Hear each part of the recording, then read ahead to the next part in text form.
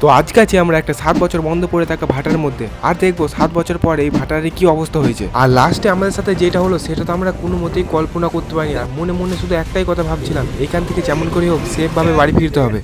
তো এখন আছি আমি সেই বন্ধ পড়ে থাকা ভাটারের মধ্যে, আর এখানে অবস্থা খুব একটা ঠিক না। এখানে চারিদিকে শুধু বন জঙ্গল, আর জায়গাটা পুরো নিস্তব্ধ। এখানে মানুষ তো দূরের কথা, এখানে তো কোনো জন্তু জানোয়ারও থাকে না। আর এটা হলো সেই বিশাল চিমনি যেটা দিয়ে ধুঁয়ো বের হতো।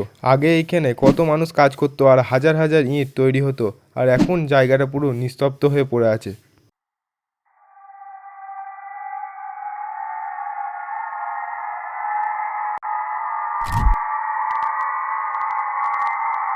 এখানে শুধু চারিদিকে গাছপালা আর নিস্তব্ধ, আর এই দুটো মিলিয়ে জায়গাটাকে এতটা ভয়ঙ্কর বানায় যে একটা মানুষের পক্ষে আসা খুবই বিপজ্জনক হয়ে যায়। 7 বছর আগে এই ভাটারের মধ্যে যারা কাজ করতো তাদের থাকার জায়গা ছিল এটা, কিন্তু এখন এই ঘরগুলোর অবস্থাটা দেখো শুধু।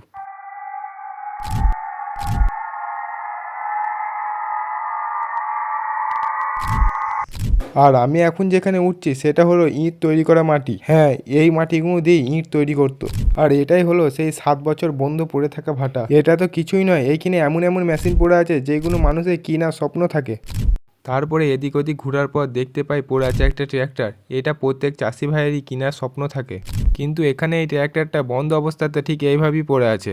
তারপরে কিছুক্ষণ ঘোরার পর দেখতে পাই এই মেশিনটা। জানি না কত টাকার মেশিন, এইখানে এইভাবেই এই মেশিনগুলো পড়ে আছে। এরপর আচমকা আমাদের সাথে এটা ঘটে যায়।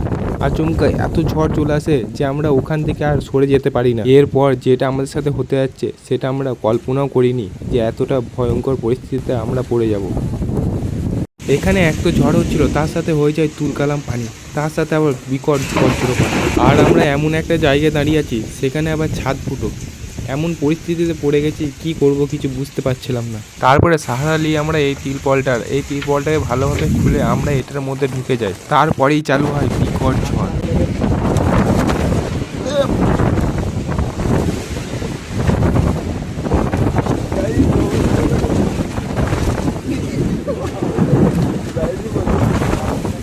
আর আমরা পুরোপুরিভাবে ভিজে যাই, আর চারিদিক সব পুকুর হয়ে যায়।